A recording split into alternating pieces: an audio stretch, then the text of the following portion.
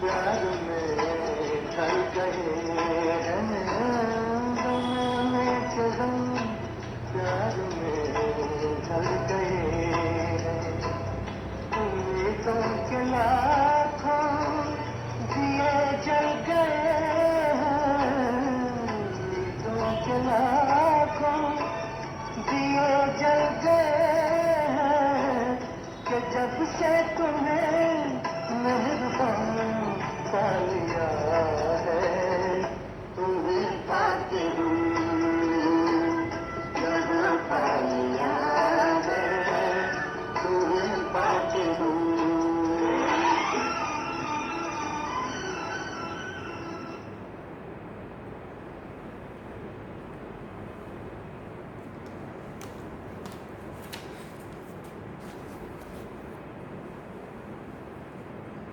ओम शांति। बाबा good morning. आज बाबा के 12 मार्च 2021 के महावाक्य हैं। बाबा ने सार में कहा, मीठे बच्चे संग दोष से बचकर पढ़ाई पर पूरा पूरा ध्यान दो तो कोई भी तूफान आ नहीं सकते, बाकी माया को दोषी मत बनाओ।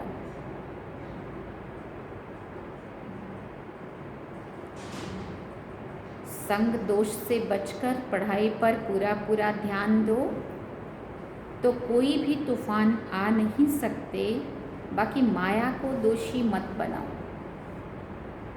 बाबा ने प्रश्न पूछा, कौन सी एक बात सदा ध्यान पर रखो तो बेड़ा पार हो जाएगा। बाबा ने उत्तर में कहा, बाबा आपका जो हुक्म, ऐसे सदा बाप के हुक्म पर चलते रहो तो बेड़ा पार हो जाएगा। हुक्म पर चलने वाले माया के वार से बच जाते हैं, बुद्धि का ताला खुल जाता है, अपार खुशी रहती है, कोई भी उल्टा कर्म नहीं होता है। गीत हम सब ने सुना, तुम्हें पाके हमने जहाँ पा लिया, जमी तो जमी आसमां पा लिया। ओम शांति। मीठे मीठे सभी सेंटर्स के बच्चों ने गीत सुना। सब जानते हैं कि बेहद के बाप से फिर से 5000 वर्ष पहले मौफिक हम विश्व की बादशाही ले रहे हैं। कल्प कल्प हम लेते आए हैं, बादशाही लेते हैं फिर गंवाते हैं। बच्चे जानते हैं अभी हमने बेहद के बाप की गोद ली है व उनके बच्चे बने हैं। है भी बरोबर, घर बैठे हुए पुरुषार्थ करते हैं। बेहद के बाप से ऊंच पद पाने के लिए पढ़ाई चल रही है। तुम जानते हो, ज्ञान का सागर, पतित पावन सर्व का सद्गति दाता शिव बाबा ही हमारा बाप भी है, टीचर भी है और गुरु भी है। उनसे हम वर्षा लेते हैं तो उसमें कितना पुरुषार्थ करना चाहिए ऊंच पद पाने के लिए।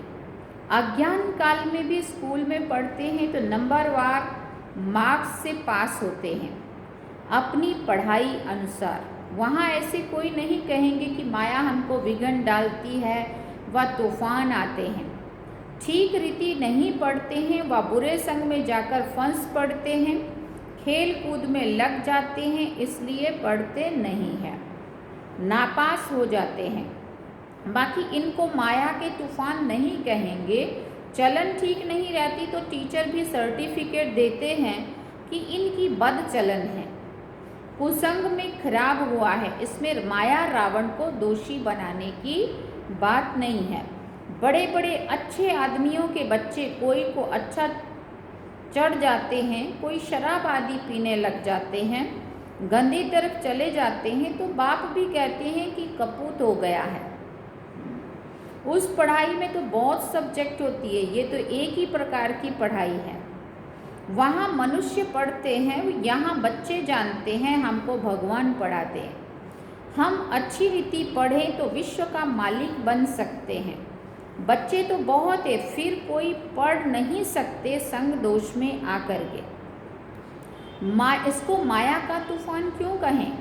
संग दोष में कोई पड़ता नहीं है तो इसमें माया व टीचर बाप क्या करेंगे। गलत संग में हम खुद फंस रहे हैं और हम कहें माया आ गई। बाबा कहते इसमें ना माया की बात है, ना बाप की बात है, ना टीचर की बात है। नहीं पढ़ सकते तो चले गए अपने घर, चले गए अपने अपने घर। ये तो ड्रामानुसार पहले भट्टी पढ़ना ही था।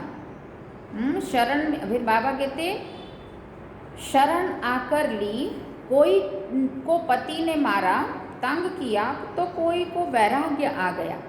घर में चल नहीं सकी और कोई यहाँ आकर भी चली गई, नहीं पढ़ सकी तो जाकर नौकरी आदि में लगी व शादी की। ये तो एक बहाना है, माया के तूफान से पढ़ नहीं सकते। ये नहीं समझते कि संग दोष के कारण ये हाल हुआ और हमारे में विकार जबरदस्त हैं। ये क्यों कहते हो कि माया का तूफान लगा तब गिर पड़े? ये तो अपने ऊपर मदार है ना। बाबा से ज़्यादा शक्तिशाली तो माया नहीं है ना। अगर माया शक्तिशाली तो हम किसके बच्चे, ये हम कैसे भूल जाते हैं। और जिसके सिर पे भगवान का हाथ है वो माया से हार कैसे खा सकता है? तो कैसे अपने को इतना कमज़ोर समझ लेता है कि माया आ गई इसलिए ऐसा हो गया। बाबा कहते ये तो अपने ऊपर मतदार है। बाप टीचर सतगुरु की जो शिक्षा मिलती है उस पर चलना चाहिए ना। नहीं चलते हैं तो कोई खराब संग है, व काम का नशा व देह अभिमान का नशा है। सब सेंटर्स वाले जानते हैं कि हम बेहद के बाप से विश्व की बादशाही लेने के लिए पढ़ रहे हैं। निश्चय नहीं है तो बैठे ही क्यों हैं, और भी बहुत आश्रम है। बाबा कहते अगर निश्चय नहीं है तो फिर यहाँ रहते क्यों हैं, और भी कई संस्थाएं हैं, इसी में भी जाओ, परंतु वहाँ कुछ प्राप्ति नहीं है। ये एम ऑब्जेक्ट नहीं है। हाँ, वो सब छोटे छोटे मठ पंथ टाल टालियाँ हैं। झाड़ वृद्धि को तो पाना ही है। यहाँ तो ये सारा कनेक्शन है मीठे दैवी झाड़ का, जो होगा वो निकल आएगा। सबसे मीठे कौन होंगे? बाबा पूछते हैं सबसे मीठे कौन होंगे? जो सत्युग के महाराजा महारानी बनते हैं। अभी तुम समझते हो जो पहले नंबर में आते हैं उन्होंने ज़रूर अच्छी पढ़ाई की होगी, वही सूर्यवंशी घराने में गए। ऐसे भी हैं गृहस्थ व्यवहार में रहते, अर्पण में जीवन है। घर परिवार में रह रहे लेकिन जीवन पूरा समर्पण की तरह, पूरा तन से, मन से, धन से, समय, स्वयं संकल्प सब अपना सफल कर रहे हैं, बहुत सर्विस कर रहे हैं। फ़र्क है ना। भले यहाँ भी रहते परंतु पढ़ा नहीं सकते तो और सर्विस में लग जाते हैं, पिछाड़ी में थोड़ा राजाई पद पा लेंगे।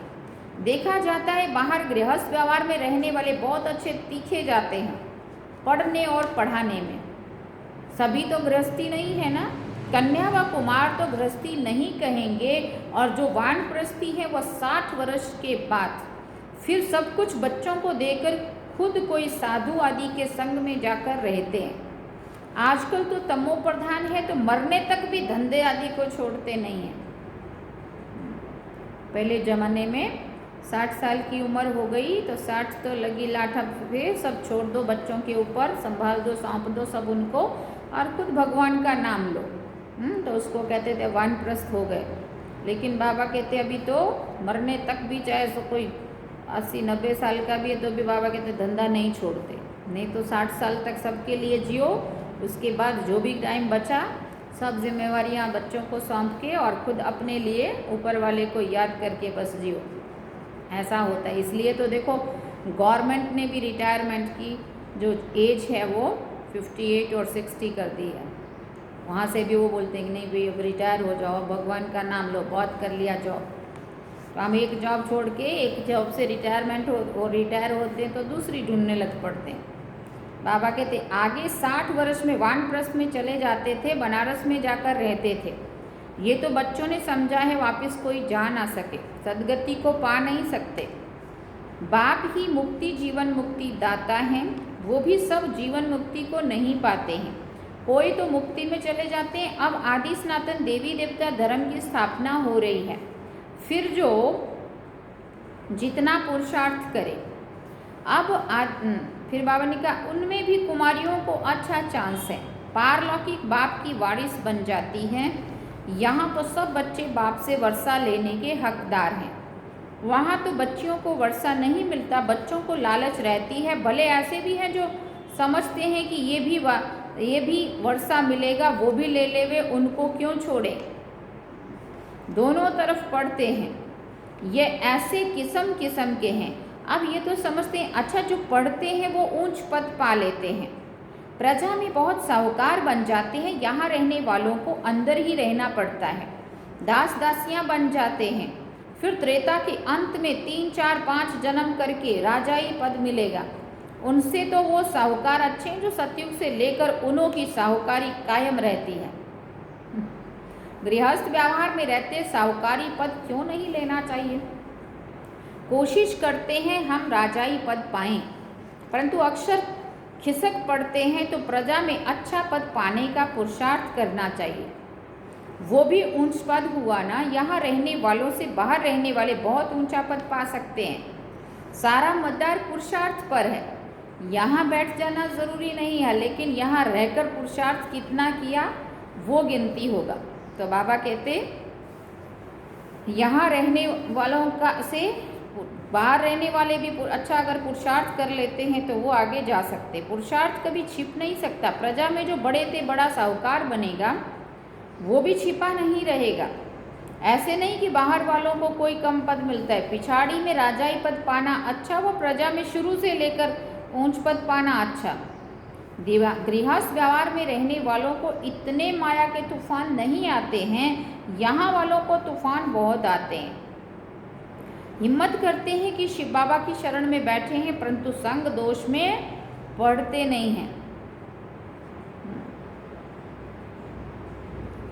पिछाड़ी में सब मालूम पड़ जाता है। साक्षात्कार होगा, कौन क्या पद पाएंगे। नंबरवार तो पढ़ते हैं ना। कोई तो सेंटर्स को आप ही चलाते हैं, कहाँ तो सेंटर चलाने वाले से भी पढ़ने वाले तीखे चले जाते हैं। सारा पुरुषार्थ पर है। ऐसे नहीं कि माया के तूफान आते हैं, नहीं, अपनी चलन ठीक नहीं है, श्रीमत पर नहीं चलते हैं। लौकिक में भी ऐसा होता है, टीचर व माँ बाप की मत पर नहीं चलते। तुम तो ऐसे बाप के बच्चे बने हो जिनको कोई बाप नहीं है। वहाँ तो बाहर में बहुत जाना पड़ता है। कई बच्चे संगदोष में फंस पड़ते हैं तो नापास हो जाते हैं। ऐसे क्यों कहेंगे माया के तूफान आते हैं, ये तो अपनी मूर्खता है। माया को क्यों दोषी ठहराएं। डायरेक्शन पर नहीं चलते हैं, ऐसी चलन से नापास हो जाते हैं। बहुतों को लालच रहती है, कोई क्रोध में, कोई चोरी की आदत, आखिरी में मालूम पड़ जाता है। संस्कार सुधारने चाहिए, वो नहीं सुधारते। फलाने फलाने ऐसी चलन के कारण चले गए, समझा जाता है शूद्र कुल के बन गए, उनको फिर ब्राह्मण नहीं कहेंगे। फिर जाकर शूद्र बन गए, पढ़ाई छोड़ दी, थोड़ा भी ज्ञान सुना तो प्रजा में आ जाएंगे। बड़ा झाड़ है, कहाँ कहाँ से निकल आएंगे।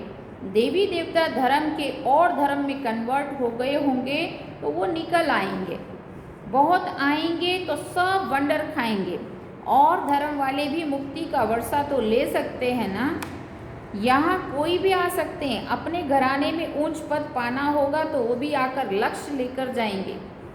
दूसरे अपने अपने घराने में भी ऊंच पद पाने वाली जो आत्माएं होंगी वो भी बाबा कहते हैं यहाँ से लक्ष्य लेकर जाएंगे, शक्ति भरकर जाएंगे।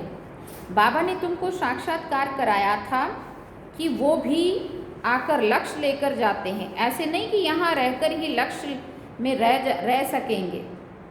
कोई भी धर्म वाला लक्ष्य ले सकता है। कोई भी धर्म वाला अगर अपने धर्म में भी ऊंच पद पाने वाली आत्मा है तो बाबा कहते हैं वो भी यहाँ आकर शक्ति भर के जाएंगे। लक्ष्य मिलता है, बाप को याद करो, शांति धाम को याद करो तो अपने धर्म में ऊंच पद पा लेंगे। उनको जीवन मुक्ति तो मिलनी नहीं है, ना वहाँ आएंगे, दिल लगेगी नहीं। सच्ची दिल उन्हों की लगती है जो यहाँ के हैं। भक्ति वाली आत्माएं अगर यहाँ आ भी जाएंगी तो उनको योग करना अच्छा लगेगा, बाकी उनको ज्ञान सुनना या ये संस्था की बाकी बातें अच्छी नहीं लगेंगी। बस ये है कि तपस्या करो बस। तो बाबा कहते पिछाड़ी में आत्माएं अपने बाप को तो जान जाएं। बहुत सेंटर्स पर ऐसे भी हैं जिनका पढ़ाई पर अटेंशन नहीं है तो समझा जाता है ऊंच पद नहीं पा सकेंगे। निश्चय हो तो ये नहीं कह सकते कि फुर्सत नहीं है, टाइम नहीं मिलता है, ऐसा बहाना नहीं लगा सकते। परंतु तकदीर में नहीं है तो कहते फुर्सत नहीं है, टाइम नहीं है, ये काम है। तकदीर में होगा तो दिन रात पुरुषार्थ करने लग पड़ेंगे। चलते चलते संग में भी खराब हो पड़ते हैं, उनको ग्रहचारी भी कह सकते हैं। बृहस्पति की दशा बदलकर मंगल की दशा हो पड़ती है, शायद आगे चलकर उतर जाए।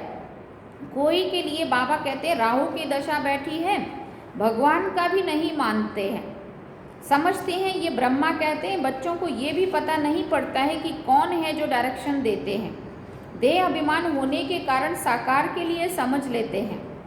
देही अभिमानी हो तो समझें कि शिव बाबा जो भी कहते हैं वो हमें करना है। रिस्पॉन्सिबिलिटी तो शिव बाबा पर है, शिव बाबा की मत पर तो चलना चाहिए ना। देह अभिमान में आने से शिव बाबा को भूल जाते हैं, फिर शिव बाबा रिस्पॉन्सिबल नहीं रह सकता। उनका ऑर्डर तो सिर पर धारण करना चाहिए ना, परंतु समझते नहीं है कि कौन समझाते हैं। सो भी और तो कोई ऑर्डर नहीं करते, सिर्फ कहते हैं कि मैं तुमको श्रीमत देता हूँ, एक तो मुझे याद करो और जो ज्ञान मैं सुनाता हूँ वो धारण करो और कराओ, बस यही धंधा करो। अच्छा बाबा जो हुक्म। राजाओं के आगे जो रहते हैं वो ऐसे कहते हैं जो हुक्म, अपनी मर्जी नहीं चला सकते। हाँ, बड़ों ने जो कह दिया जो हुक्म, जी सर। वो राजाएं हुक्म करते थे, ये शिव बाबा का हुक्म है। घड़ी घड़ी कहना चाहिए जो हुक्म शिव बाबा।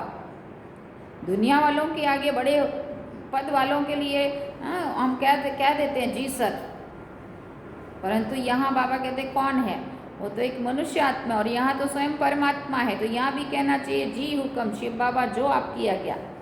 तो तुमको खुशी भी रहेगी, समझेंगे शिव बाबा हुक्म देते हैं, याद रहेगी शिव बाबा की, तो बुद्धि का ताला भी खुल जाएगा।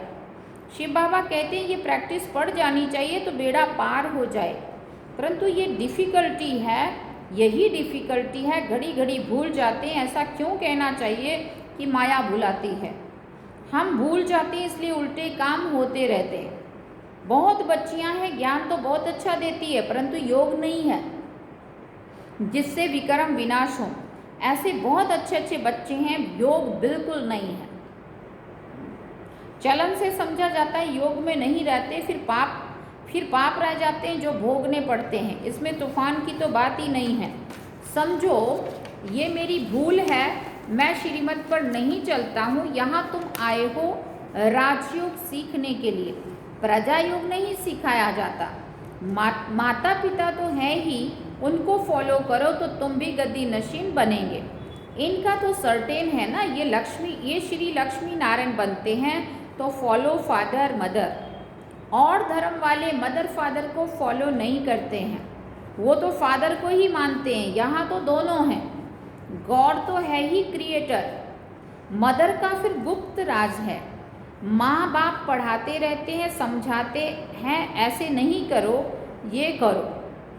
टीचर कोई भी सजा देंगे तो स्कूल के बीच में ही देंगे ना, तो ऐसे थोड़ी बच्चा कहेगा कि मेरी इज्जत लेते हो। कोई भी बच्चा भूल करेगा स्कूल में तो स्कूल की सज़ा स्कूल में ही देंगे ना, ऐसे थोड़ी छुपा के देंगे। तो ऐसे ही बाबा कहता बच्चे भी भूल करेंगे तो बच्चों के बीच में ही सज़ा मिलेगी ना। 5-6 बच्चों के आगे थप्पड़ मारेगा तो ऐसा बच्चे थोड़ी कहेगा 5-6 के आगे क्यों लगाया। भूल तुम सबके बीच में करते हो और फिर कहते हो हमें सबके बीच में क्यों डांटा। तो सबके बीच में गलती कर रहे होंगे तो सबके बीच में ही बोलने को हो जाएगा। नहीं, यहाँ तो बच्चों को शिक्षा दी जाती है, फिर भी चल नहीं सकते हैं तो अच्छा गृहस्थ व्यवहार में रहते, फिर पुरुषार्थ करो। यहाँ अगर यहाँ बैठे डिसर्विस की तो कुछ भी थोड़ा होगा तो वो भी खत्म हो जाएगा। नहीं पढ़ना है तो छोड़ दो, हम बस हम चल नहीं सकते, ग्लानि क्यों करनी चाहिए। चल तुम खुद नहीं सकते, ताकत तुम्हारे में नहीं है, घर खराब संग में तुम आते हो और बदनामी फिर बाबा की करते हो। बाबा कहते चल नहीं सकते हो तो फिर छोड़ देना चाहिए, कह देना चाहिए कि बाबा हम चल नहीं पाएंगे, हमारे में ताकत नहीं है। ग्लानि क्यों करनी चाहिए बाबा, ये क्यों दोष देना चाहिए, ये ठीक नहीं है इसलिए मैं नहीं चल सकता, है ना। तो बाबा कहते कोई पढ़ेंगे तो कोई छोड़ देंगे, हर एक को अपनी पढ़ाई में मस्त रहना चाहिए। बाप कहते एक दो से सेवा मत लो, कोई अहंकार नहीं आना चाहिए। दूसरे से सेवा लेना ये भी देह अहंकार है। बाबा को समझाना तो पड़े ना, नहीं तो जब ट्रिब्यूनल बैठेगी तब कहेंगे हमको पता थोड़ी था कायदे कानून का, इसलिए बाप समझाते फिर साक्षात्कार कराए सजा भी देंगे। बिगर प्रूफ सजा थोड़ी मिल सकती है। अच्छा समझाते हैं तो बहुत अच्छा समझाते तो बहुत एक कल पहले मौफिक, हर एक की तकदीर देखी जाती है। कई सर्विस कर अपनी हीरे जैसी जीवन बनाते हैं, कई हैं जो तकदीर को लकीर लगा देते हैं। बस यहाँ पर बाबा मुरली पूरी करते, कई हैं जो तकदीर को लकीर लगा देते हैं। अच्छा, मीठे मीठे सिकिल दे बच्चों प्रति माता पिता बाप दादा का याद प्यार और गुड मॉर्निंग। रूहानी बाप की रूहानी बच्चों को नमस्ते।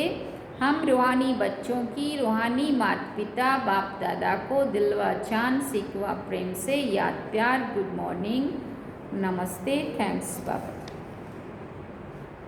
धारणा के लिए मुख्य सार है, पहला पॉइंट, बाप टीचर सतगुरु द्वारा जो शिक्षाएं मिलती है उन पर चलना है। माया को दोष ना देकर के अपनी कमियों की जांच कर उन्हें निकालना है। दूसरा पॉइंट, अहंकार का त्याग कर अपनी पढ़ाई में मस्त रहना है, कभी दूसरों से सेवा नहीं लेनी है, संग दोष से बहुत बहुत संभाल करनी है। आज का वरदान है, निश्चय के आधार पर सदा एक रस अचल स्थिति में स्थित रहने वाले निश्चिंत भव। निश्चय बुद्धि की निशानी है ही सदा निश्चिंत, वो किसी भी बात में डगमग नहीं हो सकते, सदा अचल रहेंगे। इसलिए कुछ भी हो सोचो नहीं क्यों क्या क्यों में कभी नहीं जाओ, त्रिकालदर्शी बन निश्चिंत रहो, क्योंकि हर कदम में कल्याण है। जब कल्याणकारी बाप का हाथ पकड़ा है तो वो अकल्याण को भी कल्याण में बदल देगा, इसलिए सदा निश्चिंत रहो। स्लोगन में बाबा ने कहा, जो सदा स्नेही है वो हर कार्य में स्वतः ही सहयोगी बनते हैं। जो सदा स्नेही है वो हर कार्य में स्वतः ही सहयोगी बनते हैं। अच्छा, ओम शांति। ये थे आज के बाबा के महावाक्य। बाबा ने सार में कहा, मीठे बच्चे संग दोष से बचकर पढ़ाई पर पूरा पूरा ध्यान दो तो कोई भी तूफान आ नहीं सकते, बाकी माया को दोषी मत बनाओ।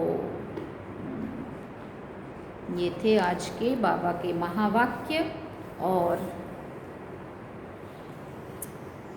हम सब ने शिवरात्रि मनाई, और शिवरात्रि मनाते मनाते वैसे तो 2-3 दिन से ऐसा लग ही रहा था कुछ होने वाला है, और समाचार थोड़ा थोड़ा तो मिलता था लेकिन क्लियर नहीं था। तो कल पता चला कि जैसे शिवरात्रि का पर्व मनाया, झंडा लहराया सब जगह पूरे भारत में, तो क्या विश्व में शिवरात्रि का दिन तो भक्त भी मनाते हैं तो बच्चे भी मनाते हैं। भक्त अपने हिसाब से मना रहे थे या मना रहे हैं, और बाबा के बच्चे भी खूब धूमधाम से शिवरात्रि पर्व को मना रहे थे। अचानक दादी जी का तबीयत का सुना तो थोड़ा ऐसा लगता था कि ड्रामा में कुछ सीन अलग सा होने वाला है, पता नहीं दादी जी अपने लिए कौन सा दिन चुन लेंगे। तो आखिर शिवरात्रि, महाशिवरात्रि का दिन, जिसमें सारा भक्त भी और बच्चे भी भगवान को, शिव जी को कितना दिल से याद करते हैं, और बाबा के बच्चे मिलन मनाते हैं, और भक्त लोग भी बेचारे भक्ति करने के लिए कुछ ना कुछ अपने हिसाब से उपवास भी रखते हैं, पूजा पाठ भी करते हैं, दर्शन करने भी जाते, जो भी है ना, सब अपने अपने हिसाब से करते हैं। लेकिन झंडा लहराने के बाद अचानक जब ये अनाउंस कर रहे थे कि हाँ भाई शाम को भी कार्यक्रम रखा है, कोई भी नए कोई आना चाहें तो ला सकते हैं, तब तक किसी का फ़ोन आया और कहा कि आज शाम का कार्यक्रम कैंसिल कर दो क्योंकि दादी जी फरिश्ता बन गए, दादी अव्यक्त हो गए। तो हम सब के मीठे प्यारे दादी गुलजार जी, जिनको हम प्यार से गुलजार दादी कहते थे, ऑफिशियल नाम तो दादी हृदय मोहिनी जी था, परंतु नाम प्यार से गुलजार दादी कहते थे, जो बाबा का रथ था। हाँ, ब्रह्मा बाबा ने जब शरीर छोड़ा तो उसी दिन से दादी जी के तन में शिव बाबा ने आज तक आकर के हम बच्चों से मिलन मनाया, हम बच्चों ने बाबा से मिलन मनाया दादी जी के द्वारा ना। और अभी कुछ समय से दादी जी की तबीयत ठीक ना होने के कारण दादी जी बॉम्बे हॉस्पिटल में ट्रीटमेंट के लिए गए हुए थे, और थे तो दादी बाबा के साथ ही थे, ऊपर ही थे, से ऊपर की का आनंद ले रहे थे, लेकिन नाम मात्र नीचे सांसें चल रही थी और हॉस्पिटल में है ऐसा एक बहाना था। तो आखिर वो भी ड्रामा पूरा हुआ और दादी जी ने बाबा की गोद ली। तो ये भी समय का इशारा हम सबको बाबा दे रहा है। तीनों की तीनों दादियाँ जो मुख्य थे, बड़े दादी, जानकी दादी और गुलजार दादी, त्रिमूर्ति दादियाँ, वो भी समय था जब तीनों स्टेज पे यहाँ हम सब देखते थे, मिलते थे, और आज तीनों के तीनों वतन में ऊपर इकट्ठे हो गए हैं। तो ऊपर का ग्रुप तो शक्तिशाली इकट्ठा हो रहा है ऊपर, लेकिन हम सबको भी उन्हों का जाने से ये प्रेरणा लेनी है। एक इशारा वो दे रहे हैं कि हम तो उड़े, तुम भी तैयारी करो। तो हम सबको भी अपनी जाने की तैयारी अब अपना समेट लेना है, और जितना हो सके बाबा की याद में रह कर के और घर चलने की तैयारी करनी है। यही दादी जी अपना संदेश दे कर के अपने बीच से अव्यक्त हो गए। दादी जी को बॉम्बे से मधुबन पिछले कल लाने वाले थे। अभी कैसा होता है आगे का कार्यक्रम, जो भी होगा आपको मैसेज के द्वारा व्हाट्सएप पे भेज देंगे, भेजते रहते समय प्रति समय जो मिलता जाता है। ठीक है, तो अभी हम बाबा को याद करेंगे और दादी जी को भी 2 मिनट याद करके अपने श्रद्धा सुमन अर्पित करते हैं। और दादी जी, आप तो एडवांस में ऊपर चले गए आगे की तैयारी के लिए, हमें भी इतनी शक्ति भरो, हमें भी आप समान बन करके आपके साथ आगे की लिए जल्दी से जल्दी तैयार अपने आप को करें। ऐसे हम सभी भी दादी जी से प्रेरणा लेके बाबा को बहुत सारा याद करेंगे और दादी जी को अपने श्रद्धा सुमन अर्पण करते हैं। बाबा को याद करते हैं 2 मिनट। ओम शांति।